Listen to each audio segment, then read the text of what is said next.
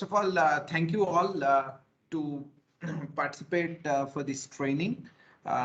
This is the module 2 of Embedded Linux Engineering.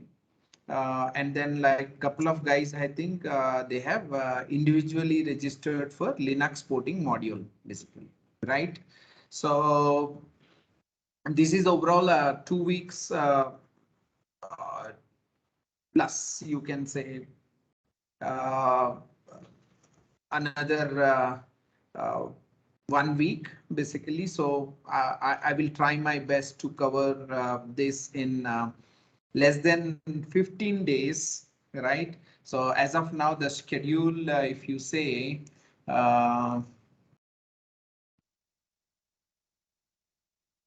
it's something like this. So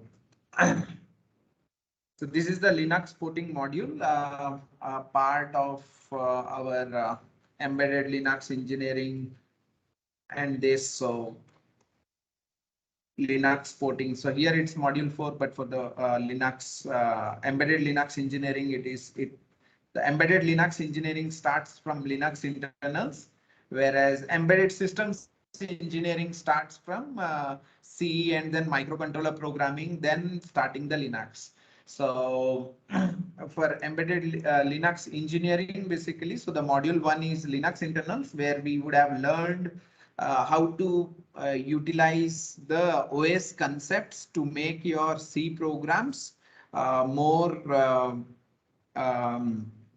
real-time responsive with multi-process, multi-threads, and then Linux, especially utilizing the Linux OS services. So I believe a couple of you guys who have attended module 1, you would have done some good hands-on on this process management, threads, then like process like socket programming and all, right? So assuming you are a C and a Linux programmer and able to develop the applications for embedded Linux, or at least for a Linux system, right?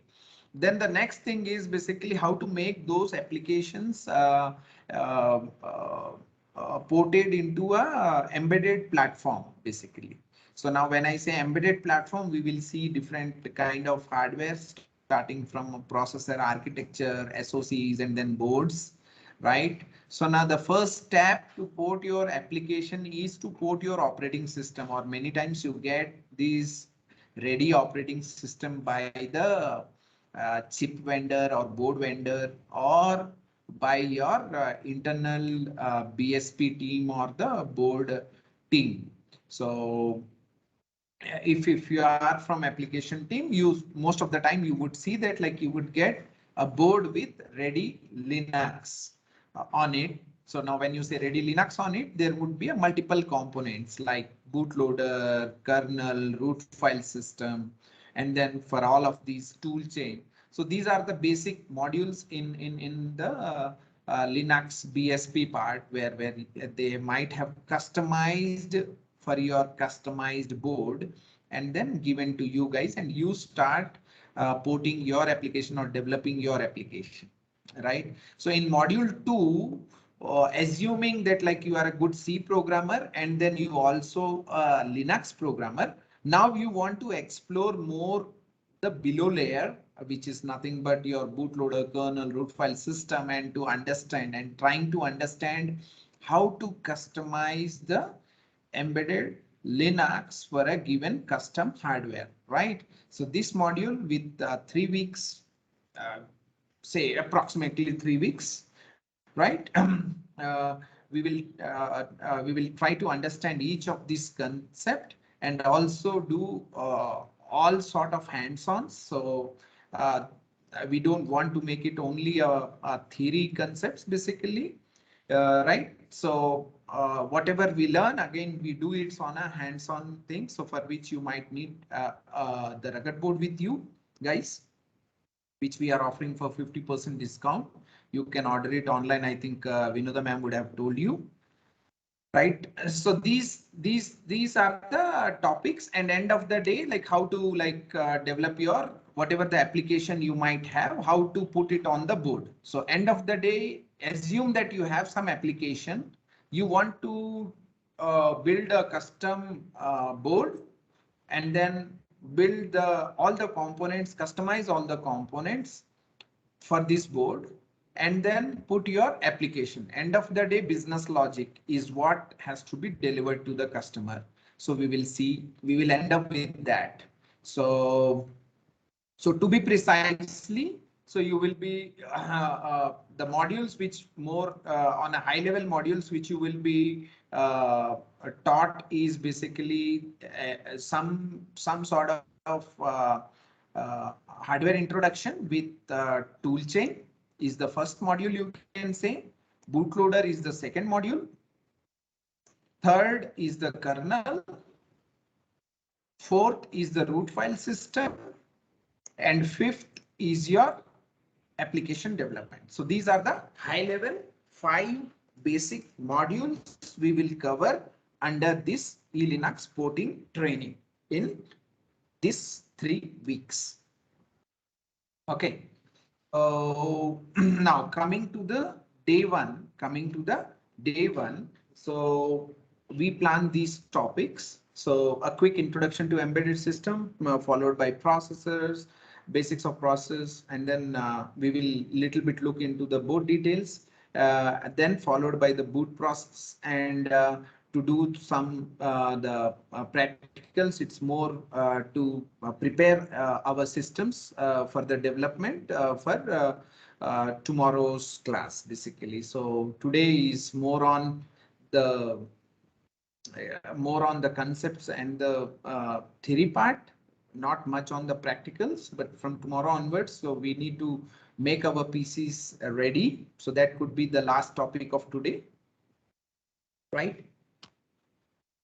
So now, so earlier, say introduction to embedded system, we used to start with the definition of embedded systems, how microcontroller, microprocessors, and all those things. I believe you guys are almost everyone are from embedded domain.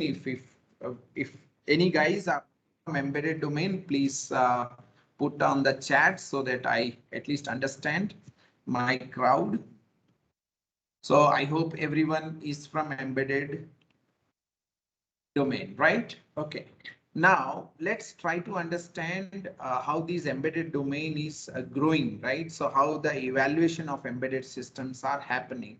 So essentially we classify these embedded systems into 3 generations.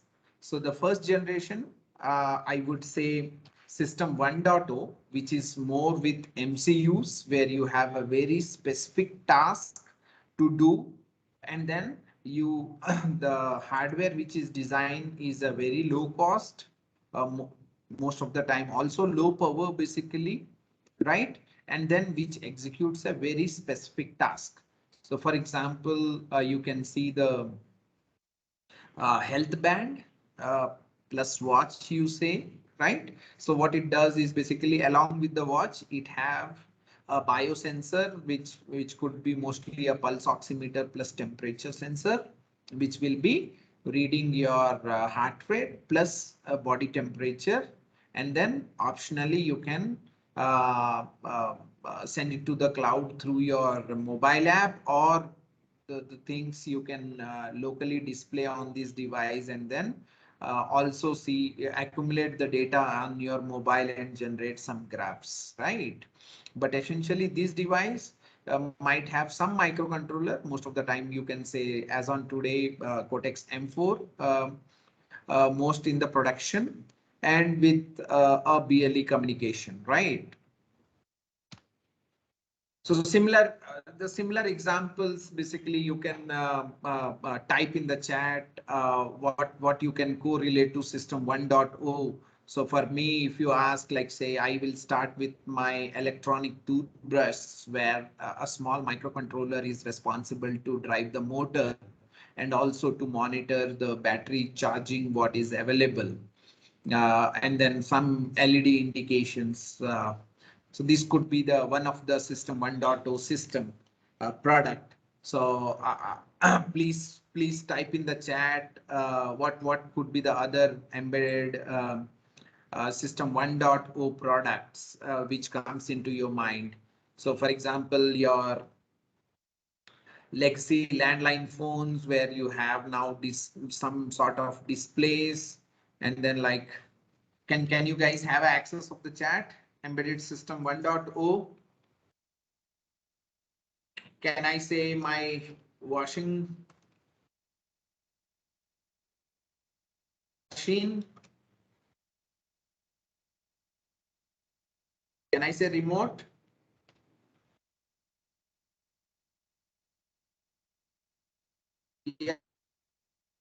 Yes. In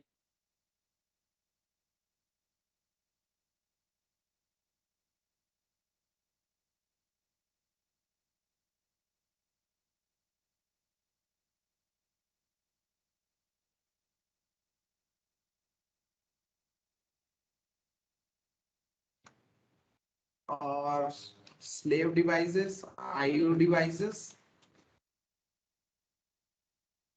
where you have a very small microcontroller, right? Great. So, so the more are like you can energy meter, yes. Smart watch. There are variants anyhow. So I can say smart band. So now in the smartwatch you have a variant. So the lowest variant we call it as a smart band, right? Okay. So to really classify, you can say this system 1.0 are MCU based. They are very low power. The code is in very a couple of kilobytes. Mostly we prefer bare metal programming, but to make it more little bit now, if you connect multiple sensors and all those things, and then you want to data log the things, log the data locally, or like you want to also have some Ethernet communications or USB interfaces. So I believe RTOS makes your life more simpler than that of developing it in bare metal, right? So these could be the key features of your system 1.0, and essentially they are based on microcontrollers, right? So coming to the system 2.0, coming to the system 2.0, now someone has said smart watch. So the first one is also a smart watch, but traditionally you can call it as a smart band or like that to really differentiate a smart watch. Okay, so how do you differentiate the smart watch? Here it is giving only time and your body temperature, two parameters, or like maybe heart rate, third parameter. But if here, if you see, it also gives it gives you a time, it gives you mails, and then messages, and then like you can even perform a call, or like here you can control the call, but like many times you can also perform a call over from here basically. And then to do all these things you need an operating system. So essentially Android operating system or some sort of a very basic GUI operating system would be running on that, and mostly they would be using the application processors. So the lowest application processor as on today, you can consider Cortex A5, and in mobile domain Cortex A7, because of the multi-core architecture of A7, right? And then also it have a communication, cellular communication. So you can consider this as a system 2.0, where it is a not MCU but MPU based, and then the MPUs essentially in early days it was 200 megahertz. At least I do remember my first MPU, which is Atmel 8091 SAM RM92 SAM 8091 RM9200, which is a ARM9 processor, which was around 233 megahertz. But now if you can see that like minimum would be 500 megahertz, the lowest processors like IMX6UL or A5D2 by Microchip. So these are Cortex A5. The ARM9 is the successor of ARM9 is Cortex A5, and then like most lowest speed processors you do find is 500 megahertz. But now the speed on the higher side could be 2 gigahertz and all, but like these MCUs, specifically system 2.0, might not need 2 gigahertz processors. So the system 2.0 is like traditional gateways, DCUs, RTUs kind of stuff, where you have a Linux operating system plus your application code. So the essentially you want to have a customized full-blown operating system, full-blown embedded operating system with all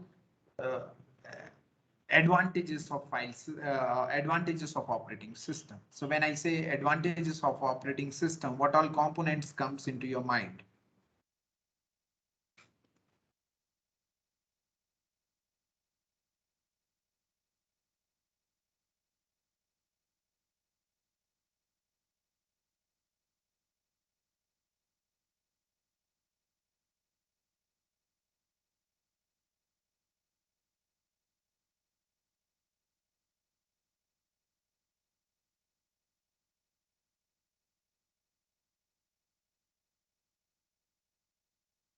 Right? So now instead of doing a very specific one task, now you can see for what purpose you use your mobile. When it was a feature phone, only call and message, or for alarms, right? So these are the three mostly used features of a feature phone, like the old phones, what you get, right? Nokia phones, what at least when we say old phones, the Nokia comes into the mind, right? But now after that, like you have a smartphones, and these smartphones not only you don't use only for the call, but like all other applications. So you can run multiple different applications. So that could be your system 2.0. And now coming to the system 3.0, basically your apart from this application processors, we have added the hardware accelerators. The hardware accelerators like TPU, tensor processor unit, VPU, visual processing unit, GPU, graphic processing unit, to enable AI ML. AI ML. So this is what like your gateway becomes a edge computing gateway, right? So system 2.0 is your gateway, and system 3.0 becomes your edge computing gateway. So most of these processors, first of all, these processors need to be as high computing devices, and then coming to the range of high computing processors, you have Cortex 53, Cortex 72. So these are the 64-bit processors, right? So now you can see as not a smart watch, but AI watch, right? Health band, smart watch, AI watch, right? So this is the transformation which is happened, at least if you ask me, my career of say 20 plus years, I have seen this. I think most of you might have witnessed at least, if not all three, couple of them, right? So now coming to the embedded Linux system architecture. So these are the components which you can see on a embedded Linux system. So you have the first component as a hardware. the second component as a bootloader, which essentially a small piece of software which helps to decide you which operating system to boot and prepare the basic hardware and start up that operating system.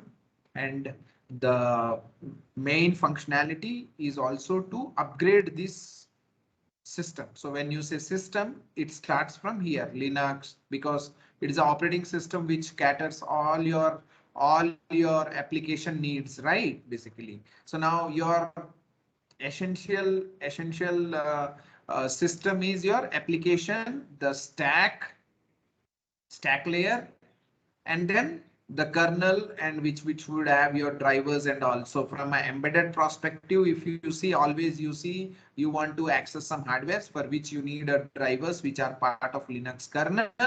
And then on top of drivers, you have some libraries and stacks which will help you to organize the data or format the data a little bit more, and then give a simplified things to your application, right? So this is how your process flows. So whenever you are drawing, whenever you are working on any system,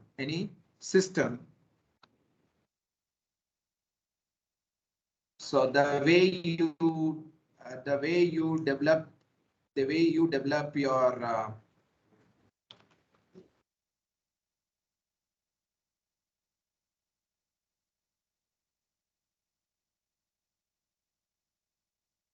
you develop your hardware block diagram, I would recommend you start also practicing a software block diagram.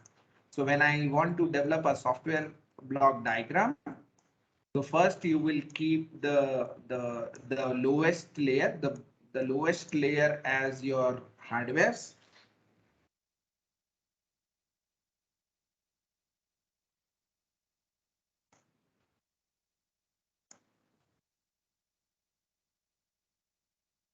These will be your hardware blocks.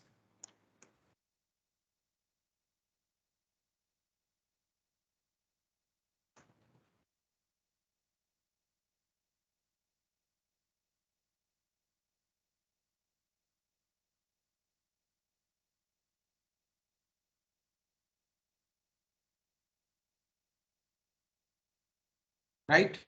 So these could be your hardware blocks, and then above that, like you have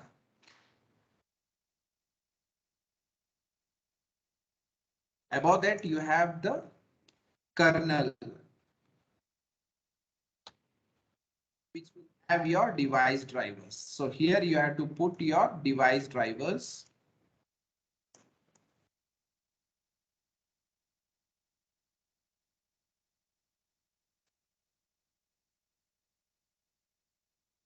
So each device need to be accessed through driver.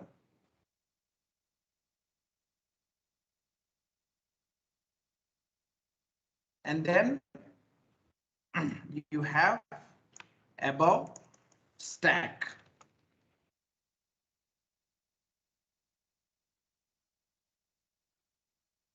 And then above stack, you have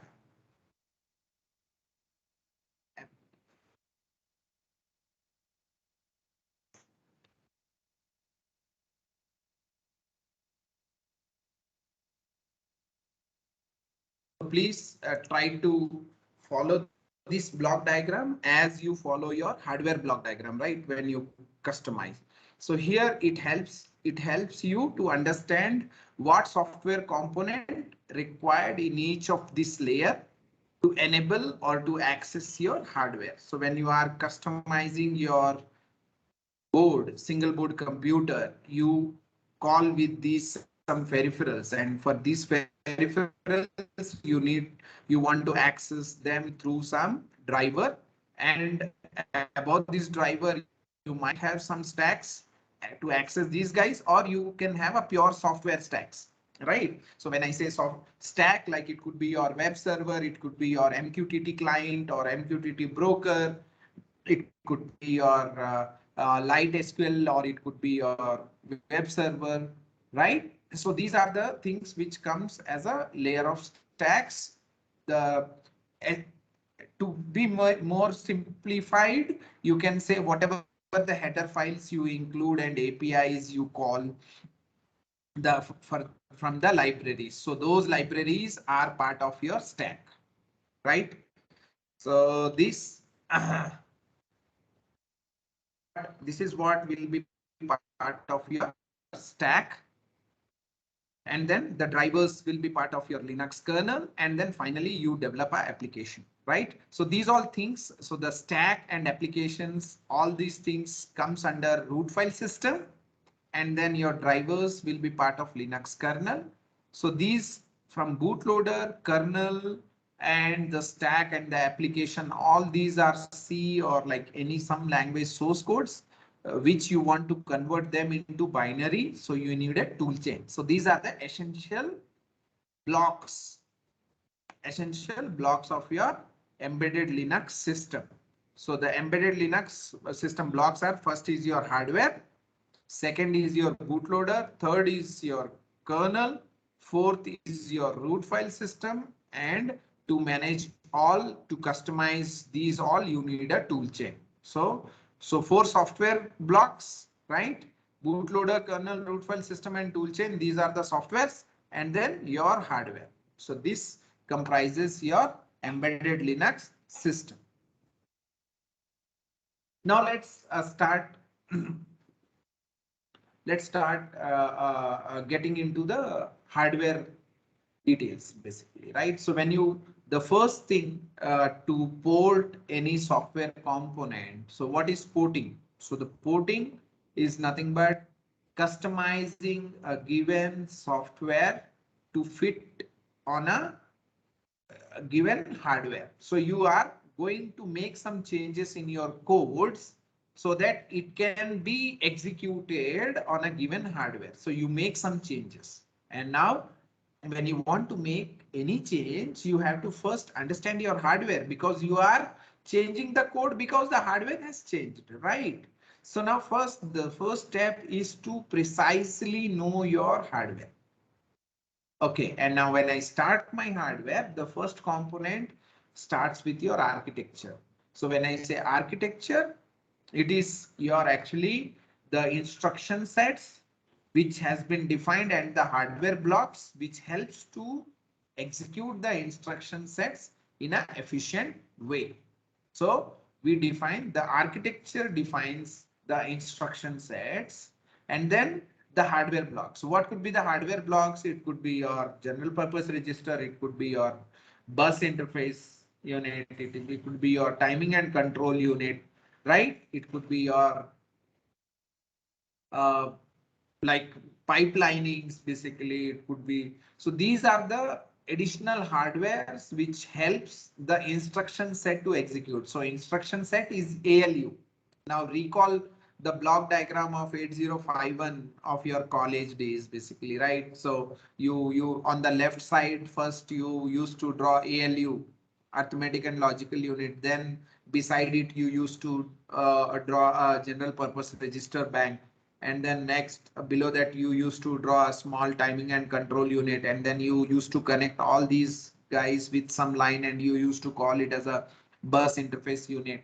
So when we are saying these, basically, so these all things has been defined so that any processor can be designed. Okay, so what are the processor architectures we know? Can you please put in a chat what are the software processor architectures you are aware of? Please put in the chat.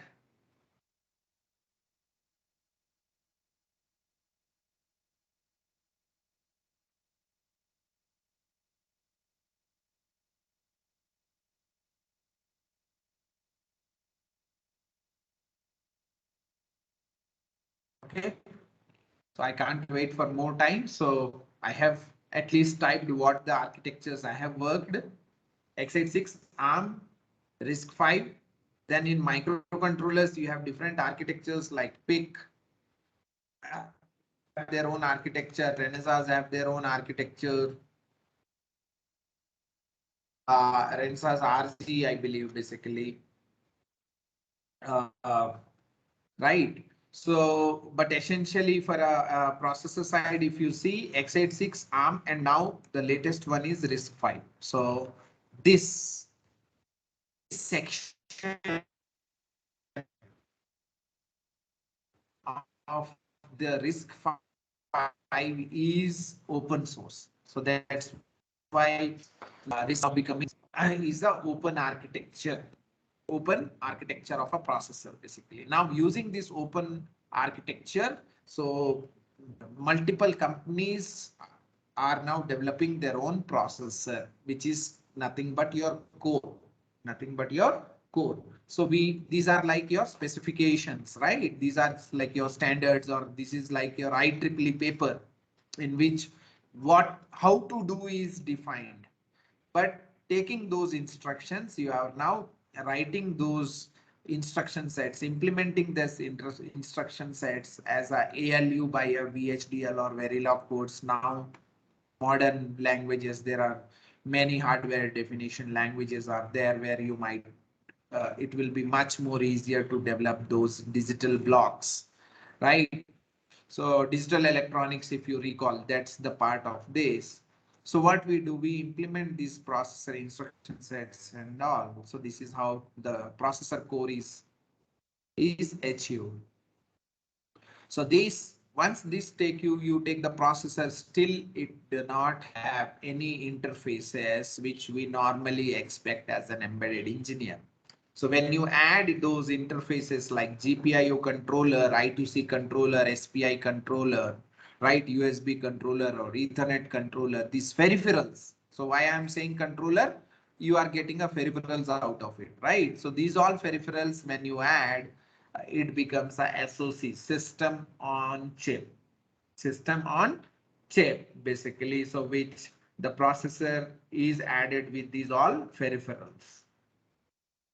But again, this SOC is not sufficient to run an operating system because it lags with memory, it lags with the RAM, it lags with flash memory, which is required for an operating system. And essentially these all processors are made to be very power optimized. So it's unlike your 8051 or a simple microcontroller where you used to have a 5 volts or 3.3 volts as a single voltage. These SOCs need a lot of voltages with lot of current configuration. So starting from 0.8, 1, 1.2, 1.8, 2.3, 3 volts, 3.3 volts, 5 volts. So these are the multiple voltage domains needed when you are dealing with the low power SOCs, right? So now you need a power block also, which we normally call it as a PMIC. So SOC plus RAM plus flash plus PMIC, which makes you a basic PCB to boot a operating system. That PCB we call it as a system on module. System on module. So system on module is SOC plus RAM plus flash plus PMIC. Minimal, bare minimum. Above this you can have internet, you have couple of more things, but like these are the bare minimal things which are needed for me to boot the Linux. Okay, I booted the Linux, but I might need different interfaces, right? So I want to connect different devices. So for those, we make a single board computer. So the single board computer would be a full blown board for your application need. This could be a common, SOM could be a common PCB, and this could be your application specific PCB. So till SOC, we were talking about the chip, and then from SOM and SBC, we are talking about the board.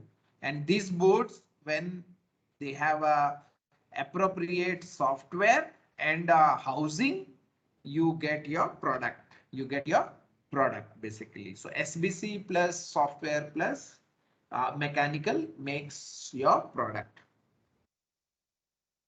So if you take an example of one of our board, basically, so RuggedBoard, which is using which you can make a product called gateway or a DCU or RDU or HMI, whatever you say. The board inside which could be your rugged board. The SOM could be your 5-core A5D2. The chip used in this SOM is your Atmel A5D27. And then core, the processor core inside it is ARM Cortex A5 and the architecture is ARM V7A. ARM V7A.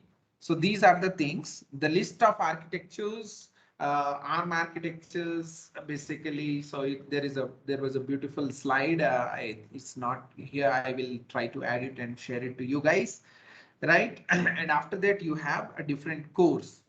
So application core, embedded core, and real-time core. So these are the three different processor cores provided by ARM. So when we are talking about MPUs, it is more about application cores. So now say if application cores, okay, let me just quickly make a small note here. Embedded cores, so you can say ARM7, Cortex, M3, M4, M7, M4, then M0, M0 plus M7. And now you have M23, M33, M55. So these are microcontrollers. Embedded cores means microcontrollers, and application cores. You have ARM9, ARM11, ARM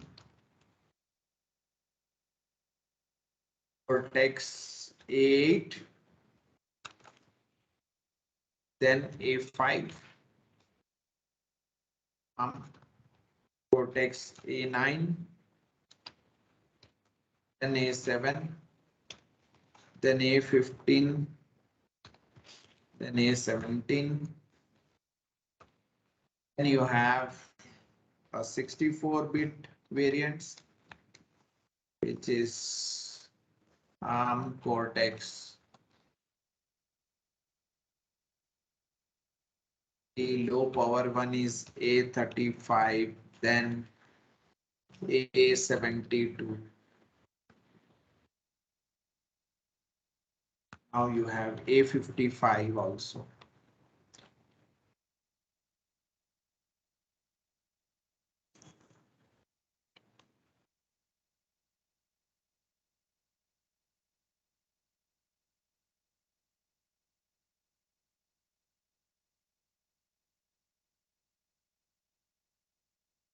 Things which are missing.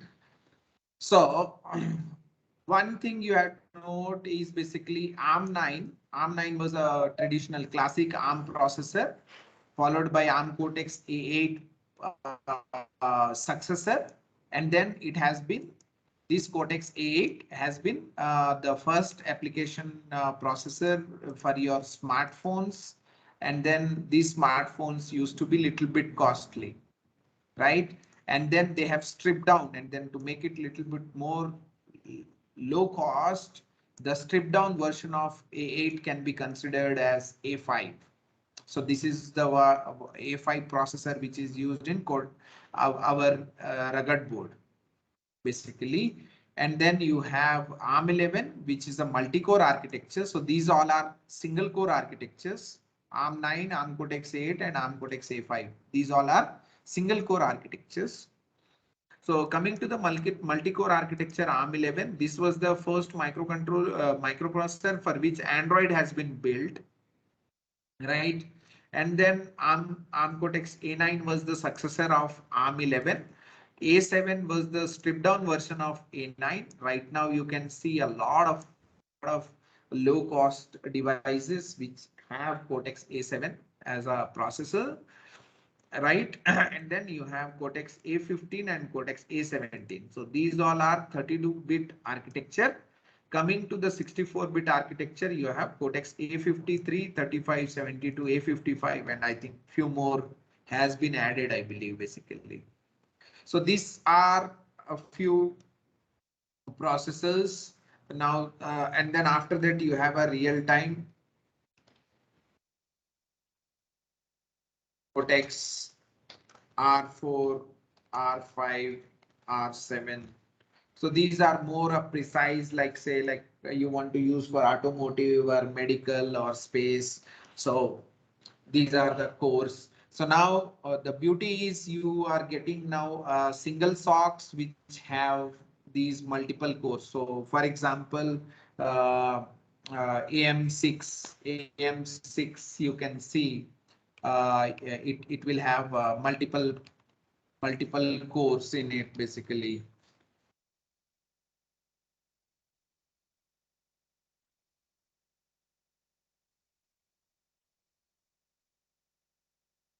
Yeah, here you can say Cortex A53 plus Cortex R5, right? So essentially this R5 is used more for industrial protocols. So similarly in IMX 8M plus, you can see Cortex A53 plus Cortex M7. And in IMX 8M mini, you can see Cortex A53 plus Cortex M4.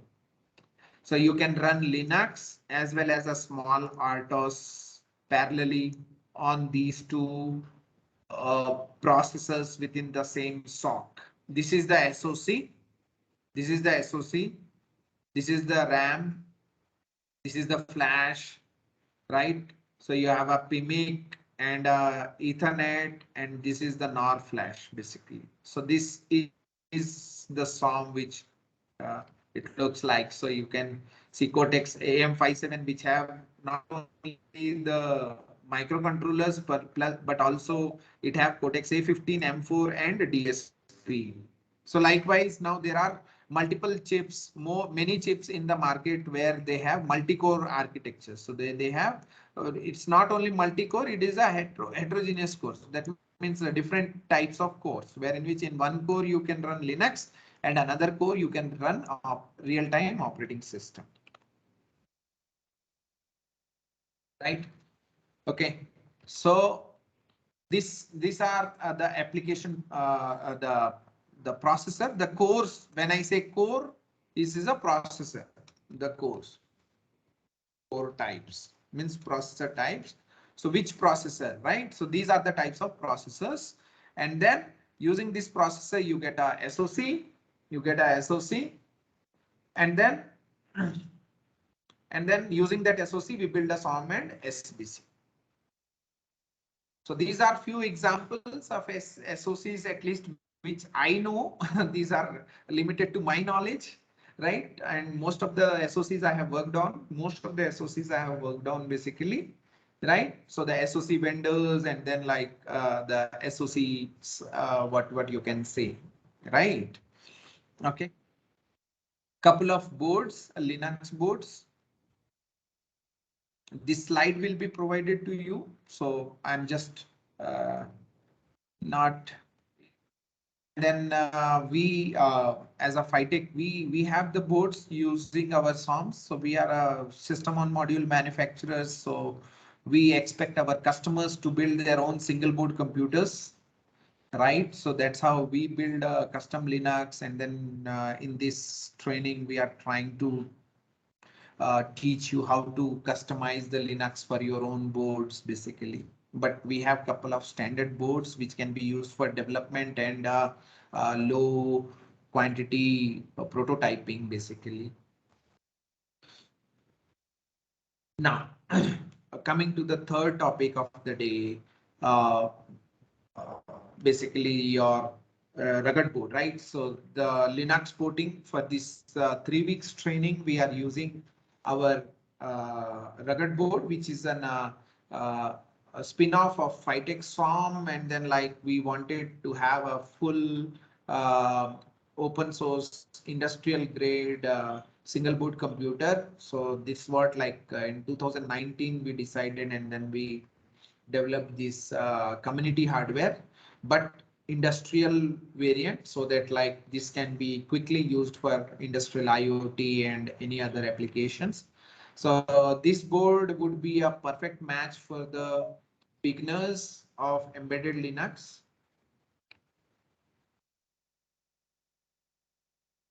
Of embedded Linux, because where I have taken the first lowest processor, right?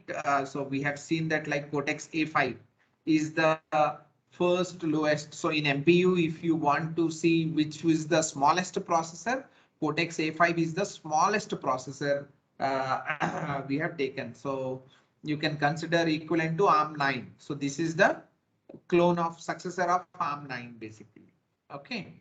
So, and the beauty of this processor, it also have a 64 MB inbuilt RAM. So I need not to put one more BGA on my song basically. Okay. So I just took the processor plus RAM. I have added the flash over here, and then I have added a PMIC. This is the small chip is PMIC, and then it is the Ethernet 5. So this green, light green PCB is now capable of running whole of your Linux basically. And then you have a hell lot of industrial peripherals. The CAN and RS485 is over here, and then like RS2, RS232 ports are available over here. And then you have four digital input and four digital outputs, followed by SIM card and SD card. Then you have a SDIO interface for Wi-Fi or eMMC, and then you have a microbus interface for with all micro interfaces like your UART, I2C, SPI, PWM, ADC, GPIOs are available on these microbus. So there is a microbus standard for sensors for IoT. This is as of now most popular. We ourselves have more than 10 types of microbus sensors already developed.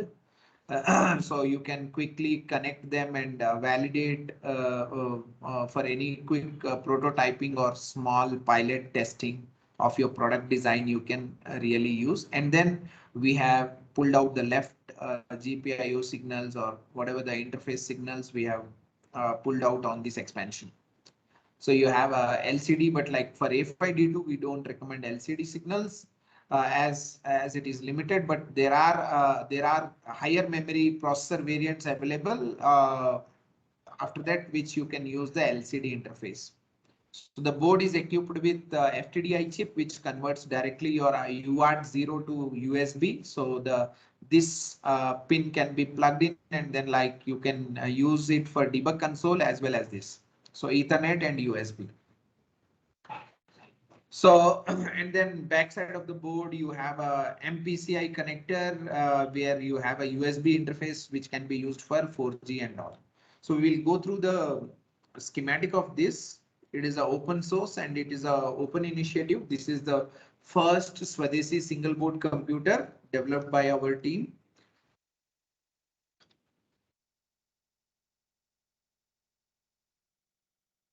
Before we go, I will quickly.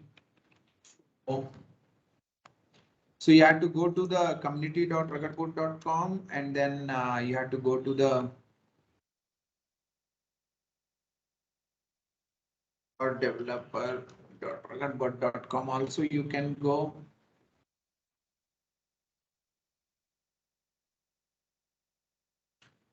You can download developer.ruggedboard.com and you can download all these. So the files related to the Rugged board you can download. So today we just want to download the schematic. Right. So where you have to go to developer.ruggedboard.com and section download BSP and documents, or else you can go to the RuggedBoard website and then you have to go to the product. RuggedBoard. This is the RuggedBoard, and these are the microbus sensors what we were speaking about, right? So sensor shield, GPS, Bluetooth, ADC, and we have few more which are not listed over here. You have to go to this product page and then go to the downloads documents. So you will be getting the same stuff over here. Right? Okay. So now if I open up this RuggedBoard carrier board, this is what we have discussed. So this is the SOM connector. So where the SOM is placed. So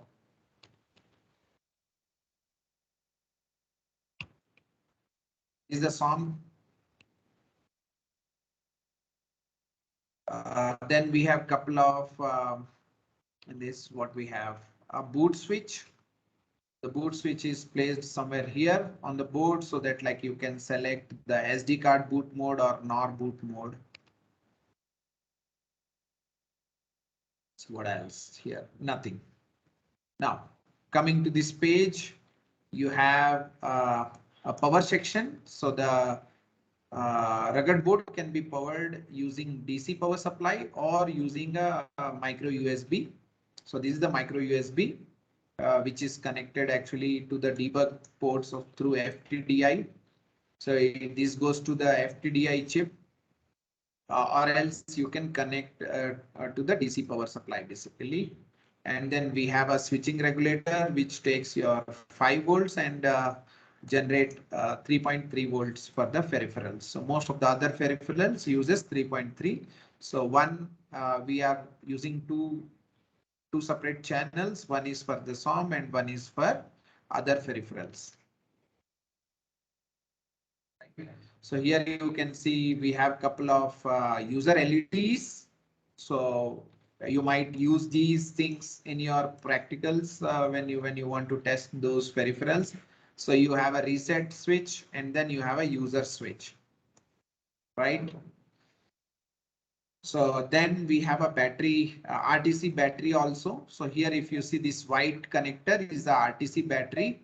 So when you are developing data logging applications where you need a real-time clock, where you want to timestamp the data which you are sensing and sending to the cloud or storing locally. So you need a accurate time. So for which you need to make a power backup for the RTC so that if the board is off, the RTC is not off, right? So this is the RTC battery. So if the power is there, the RTC will take the DC, otherwise it will switch to the RTC battery. Then you can see the Ethernet 5 is already on the SOM. So Ethernet 5 is already on the SOM. So you can directly connect those lines to the Ethernet connector. So if I maximize this, you can see only a TVS diodes are required after the SOM. So SOC Ethernet 5 TVS diodes followed by Ethernet connector. The beauty of this Ethernet connector has inbuilt magnetics. So this Ethernet connector have inbuilt magnetics. So this is your circuit of your Ethernet. I request all of you guys, all of you to download, go to the developer.com and download this schematic right now, because after my class, I want to have a couple of QAs and then like we can discuss on that. Right. So the next, this section of the schematic U3 is your RS232 translator basically. So where we have given UART, I think UART 4, right? And then we use UART 0. One is UART 4, UART 0. So UART 4 and UART 0 are used, right? So those are connected over here. The second white connector, this label is misleading. This RS485 is here basically. So this is RS232. Somewhere the label is here, so which is not clear in this page. right? And RS232. Then we have seen here the MPCI connector, which is backside of the board. The essential signals which goes to the MPCI connector is your USB signals. These guys. Then the SIM signals, which actually comes from the module, So this is out. And then this goes to our SIM connector. This goes to our SIM connector, which we placed on the board. Basically, yeah, here you can see those SIM connectors comes over here. So this is a dual connector, SD card connector plus SIM connector. So SD card signals you can see over here. This is a current limiting for this USB. Then you have a RS485 and CAN translator, so which goes to P9. P9 is here. The first white one is a P9, which where you have CAN signals plus RS485 signals. Right. Then we have these FTDI. So where you have your debug port, UART debug port translated to UART1. UART1 is your debug port, which is translated to the USB signals. These USB signals we saw in the first page, it goes to this connector, USB connector, right? This one.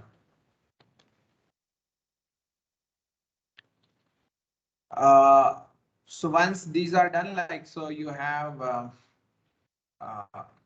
the digital input and digital output. Here we have used a simple optocouplers. So the optocouplers, if you see the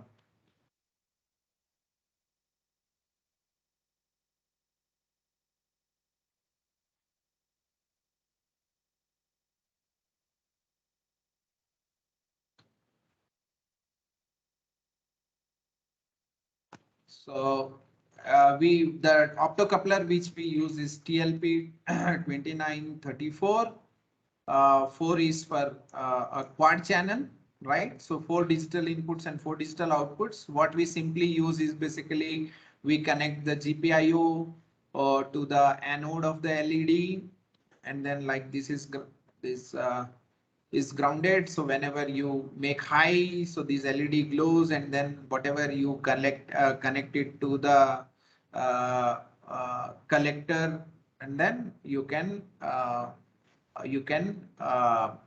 continuity. You can make a continuity of the digital output to drive the load basically through 15th pin. So you can connect any external signal, say 5 volts or 12 volts to the 16 and then take the continuity. So this you can consider as a relay, right? Basically. So or a switching transistor. So normally where you are feeding 1 voltage through 16 and collecting it from 15. So in reverse, we use this in reverse to use it as a digital input also. So the same chip is used. The same chip is used for digital output and digital input, basically.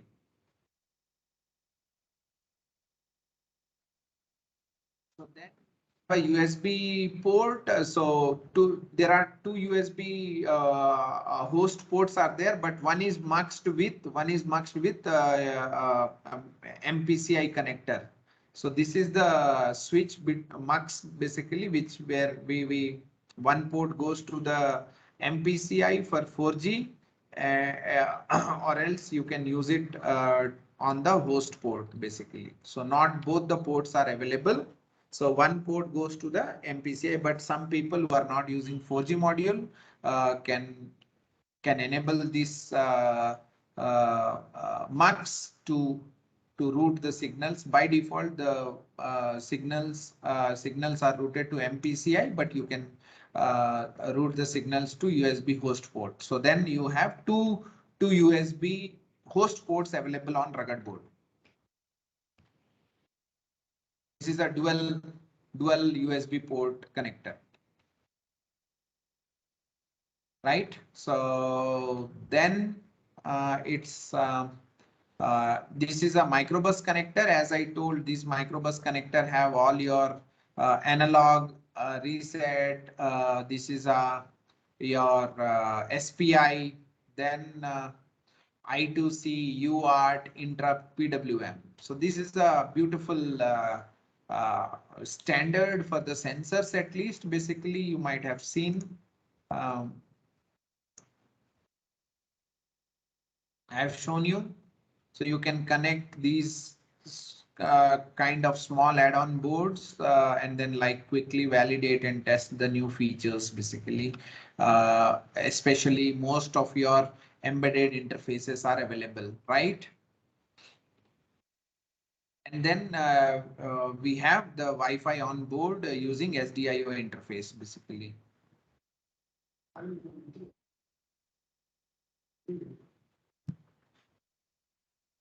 Class चल रहा है ना class चल रहा है right? So this SDIO interface for your um, uh, Wi-Fi and Bluetooth module. So here we use Atwill's 3000 Bluetooth module. And then these are the expansion connectors basically. So using which we bring the additional signals or add-on signals. Couple of signals are already muxed basically. This is a LCD interface. So for FID2 we don't recommend, but the signals are available, so still you can use those signals for other purpose.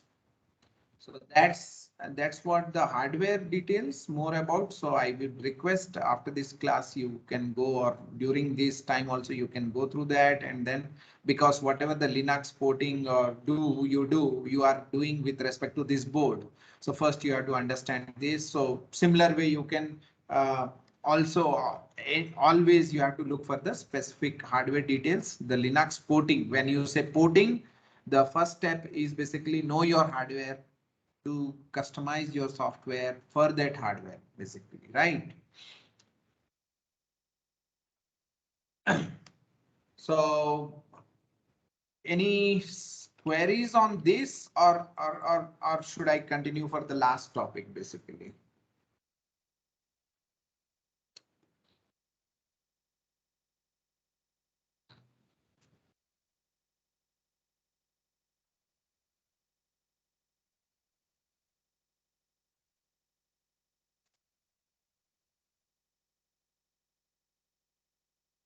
Okay. So this is not a multi-core Cortex A52. How does this multi-core CPU communicate? So they have through memory in Linux there is a subsystem called remote proc or RP message. That is the subsystem which are used to communicate between multi-core architecture. So there would be a shared memory which you can make use of it.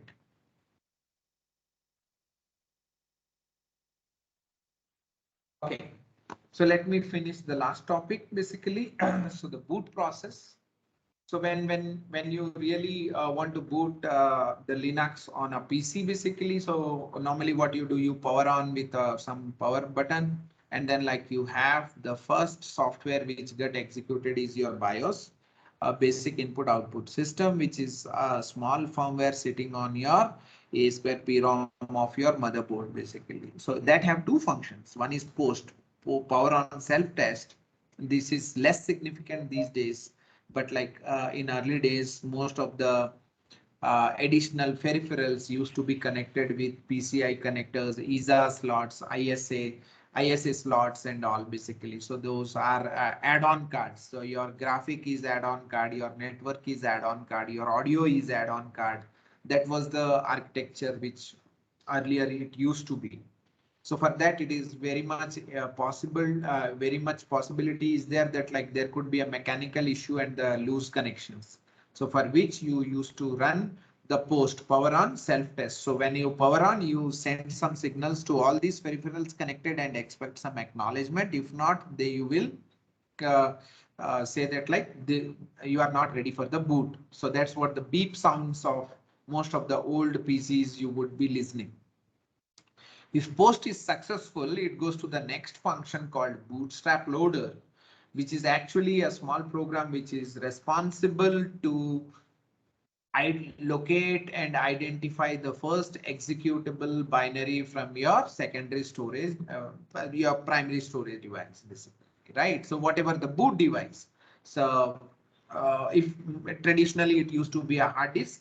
So now hard disks can have multiple partitions, and one of the partition could be your boot partition. So those informations are provided by MBR, master boot record. And then in this, by translating the MBR, the bootstrap loader comes to know which partition contains the bootloader, right? So from there, it loads the bootloader, and the bootloader knows from where to load the kernel, and finally mounts the root file system. So this is a traditional PC boots. But when you want to go for any embedded board, when you power on SBC, the SOC have boot ROM code. The difference over here is the motherboard used to have a E2PROM under which the BIOS used to be there. But here the SOC have boot ROM code, which is non-accessible. You can't do anything. You can't reflash or kind of stuff. So it is a boot ROM code which get executed, and this will check the boot config pins to identify what kind of boot device we want to boot with, right? In PC, what is the option available? You go to the BIOS and you change the boot priorities. In BIOS, you change the boot priorities, and accordingly, you the system will boot. Sometimes it will boot from SD card, sometimes it will boot from pen drive, or sometimes it will boot from CD drives in early days. Basically now CD drives are also becoming less significant. Now network booting. So these all things used to be a boot priority, right? Boot options. So those things are now identified by boot ROM code through some hardware pins, boot config pins, basically. So in our boot RuggedBoard, as already discussed, we have a boot pin over boot switch over here, where in which you can switch from SD card mode or NOR mode, basically. Now the first binary which get loaded, it need to be loaded into the IRAM, means internal RAM. The SRAM, mostly it used to be few, say 100 kilobytes or so, or less than that. So now what happens when I want to build my bootloader? The bootloader have lot of features which grows more than 200, 300 kilobytes. But your primary bootloader, the internal RAM, SRAM, is less than 100 kilobytes. So it is difficult to load your actual bootloader into the internal SRAM. So, and you can't use your external RAM because it is not been initialized. It is not been initialized initially. So the only initialized RAM is within the SOC, and which is small in size. So what you do, you reduce the bootloader size and you make a primary bootloader. And using this primary bootloader, you initialize the RAM, and then this primary bootloader loads the primary bootloader will loads the bootloader, basically, right? And once the bootloader get executed, the kernel bootloader loads the kernel and executes it. The kernel boots, and finally it mounts the root file system. So kernel do not loads the root file system. Kernel mounts the root file system.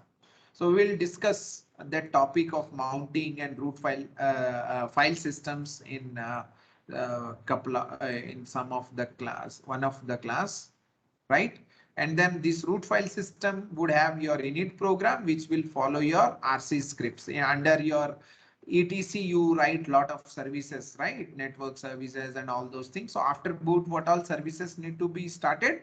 Those things. So this is your booting process. So now this is, so you can see the once it is Once it is powered on, the primary bootloader, here we call it as a Atmel 8091 bootstrap. This is your primary bootloader and this is your SOC. This is your SOC. So when it's power on, the boot ROM loads this, the boot ROM loads this 8091 bootstrap to this, right? And this guy will initialize this main memory. Once this is loaded, these guys get initialized and then this guy will load. So this guy, the primary bootloader will load the bootloader from your storage device or boot device to this. And now this bootloader will load this device tree and kernel. And then once the kernel boots, it mounts the root file system. It mounts the root file system. It do not load the root file system. It mounts the root file system. So this is how the boot process works.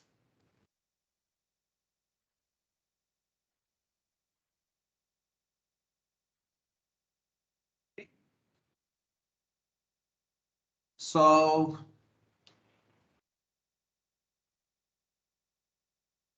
we can have 10 minutes of QA, and then the last topic was the preparation of hardware basically. So you need to install Ubuntu. Why Ubuntu? It is derived from Debian. Why Debian? Debian is the most popular Linux variant, which is very friendly to the embedded developers. And then like it has a huge support to the embedded platform. So that's how it got more popular, Debian. And then Ubuntu is one of the derived variant of, it has been derived from Debian basically. And then Ubuntu, in Ubuntu, you have to take the LTS versions. So currently, I think for our workshop, you would be using Ubuntu 16, which is pretty old, but it is good because all the fixes are done. So, or else, I think we also have tested Ubuntu 18 LTS, 18.04 LTS. Above these variants, we have not tested. So you can, if you are facing some problems which others are not facing, then you can find out a time to fix that. Because there many times what happens, there is a huge dependency on the host libraries and host library versions. So that's why you are recommended to use one of the version, and then later on you can practice with different versions and fix the problems and then stabilize the things. So you have to install Ubuntu.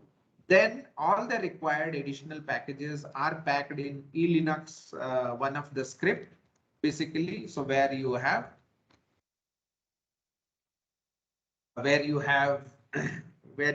your additional packages after Ubuntu, like say example, your Minicom to access your serial port, right? And libncurses for your kernel menu config, right? So like this, you have a lot of additional packages which would be required to install before you start using your embedded development. So those packages, all the packages we have collected and kept it in eLinux, so that you can do.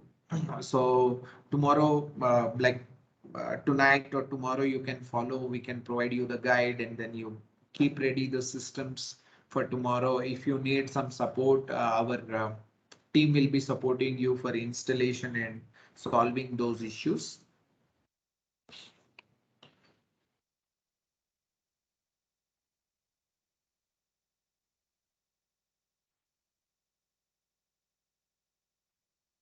For our workshop, for our training, basically, we use Ubuntu 6.04 LTS.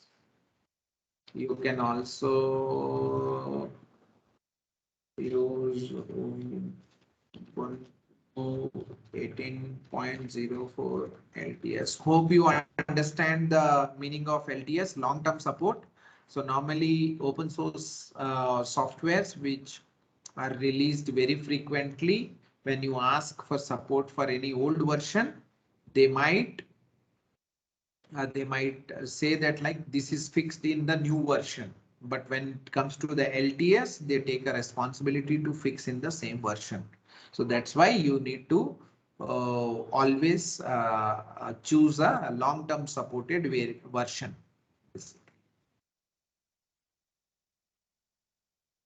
Other versions also 20.04 LTS you can use, but then if you are facing some challenges in compilation and all, you have to spend some time and you can fix it. So that you can do after the training. For the training, better you follow either of this version.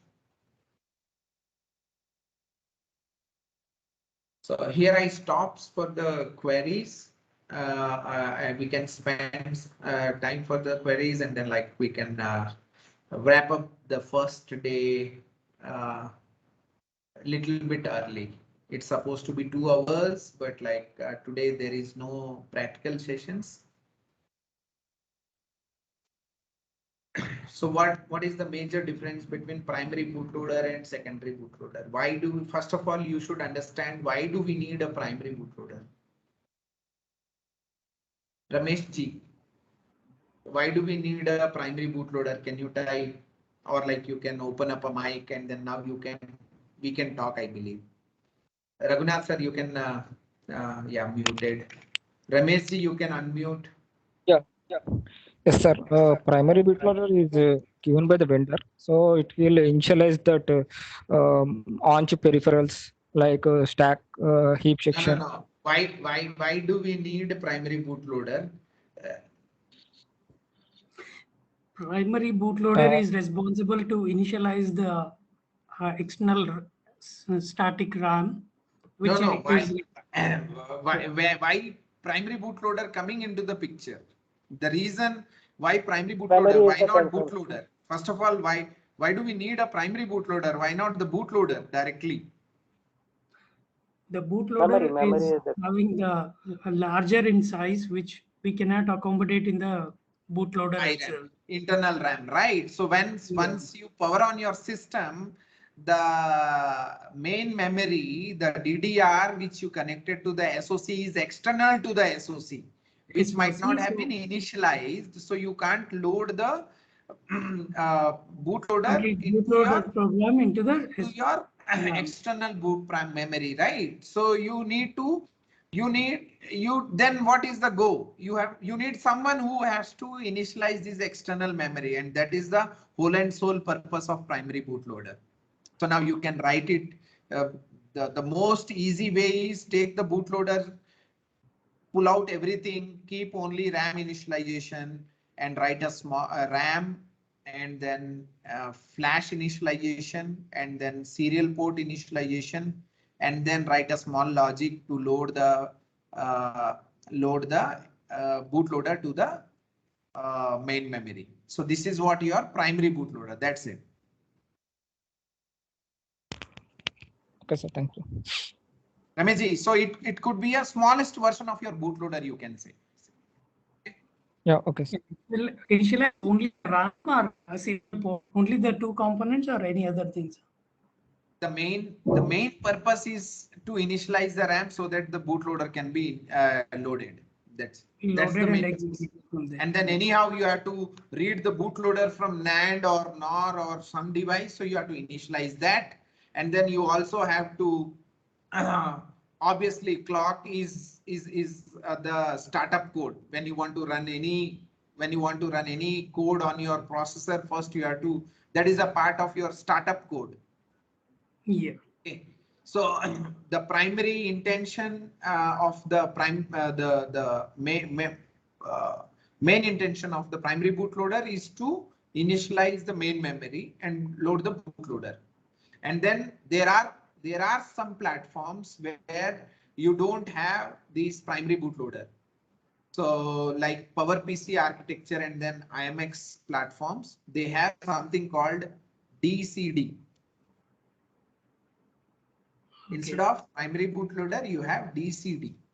device configuration data. It's like your device tree data structure, right? So you append the RAM initialization parameters to the bootloader image. So the bootron code is intelligent enough to read this data structure and initialize the DDR. And then since it is now able to initialize the DDR, it will directly load the bootloader into DDR. So this is another strategy. So these all things depends on the SOCs basically. So which SOC vendor you are using, what it's like, how your bootron code is designed. So some SOC vendors supports a two-stage bootloader. Okay. Where what you do is you merge, you pack the primary bootloader image to the secondary bootloader and you flash single image. Functionally, they are two binaries, but they are flashed as a single binary. Okay. So these are the different strategies available.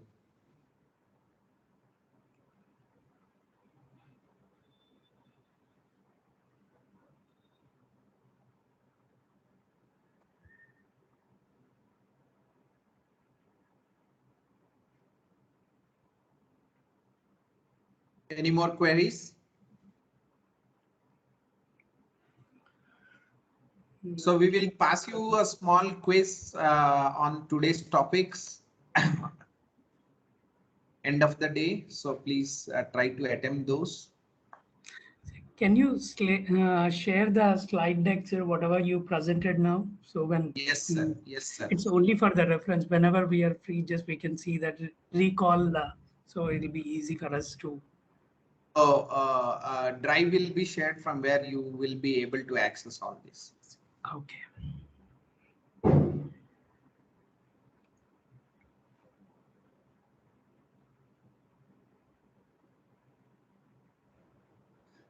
So we have to install the Ubuntu as a virtual machine on Windows, or the separate laptop is to be carried?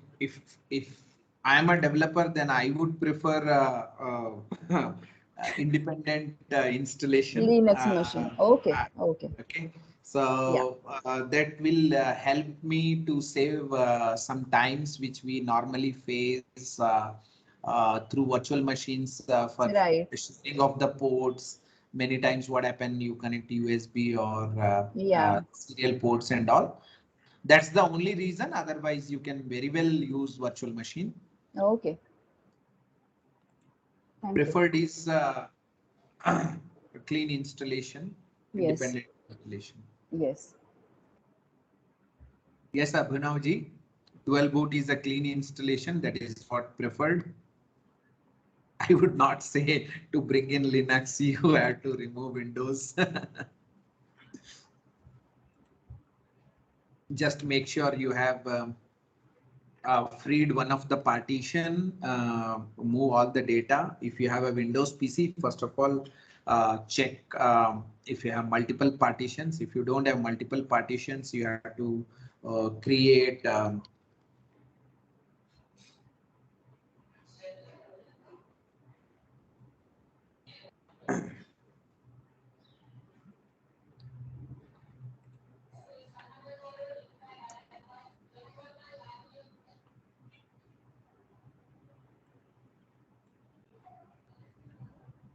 system manager.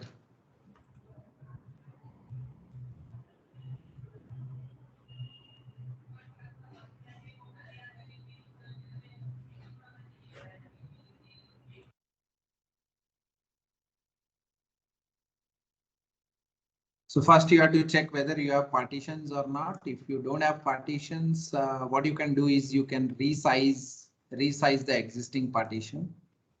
Always you get a shrink volume, right?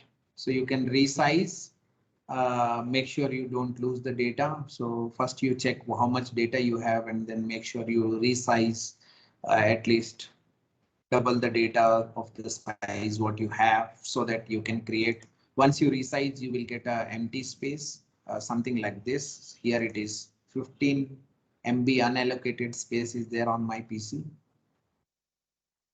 Right, so then you can, once you have empty space, you can start using that to install your Ubuntu. So when you select, be careful when you are doing dual boot, you have proper selections. You have to select the appropriate hard disk, and then you have to select the appropriate partition, and then select the file system.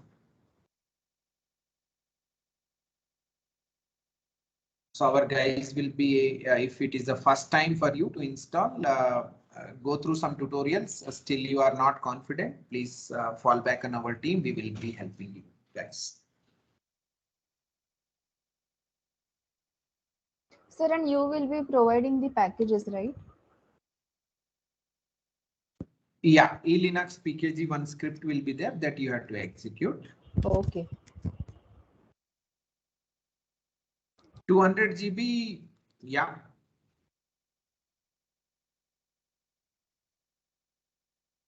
That should be sufficient, sir. 200 GB should be sufficient.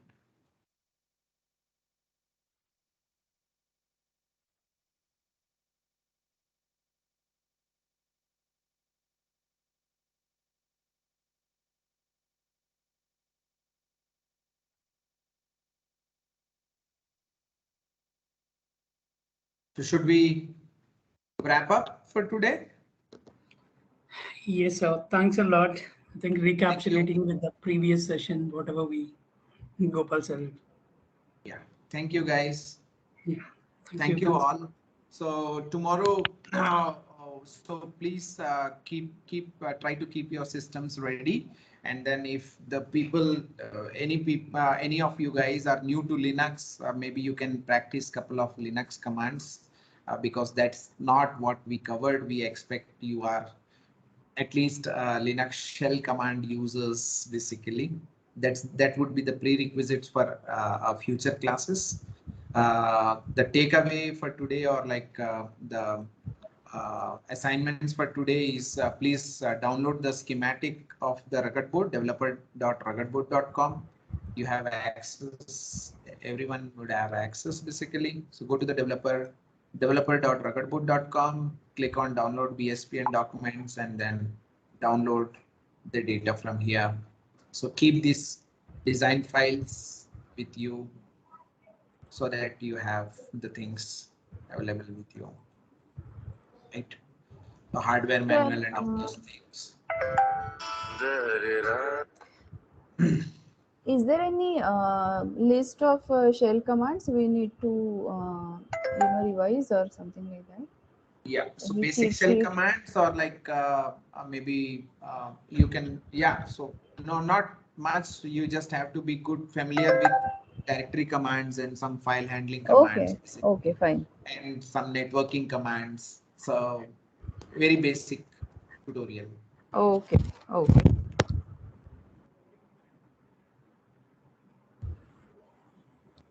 So for to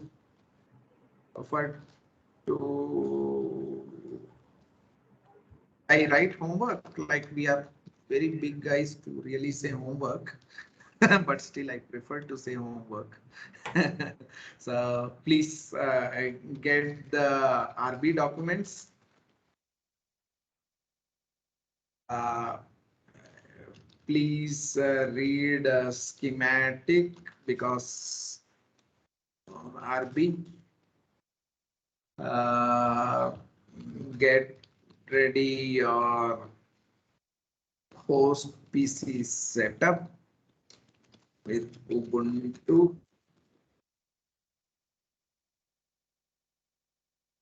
Get your board ready, tested. On the developer board, like a quick start guide, just to connect the board and then see whether it is booting or not. So this quick start guide, so at least.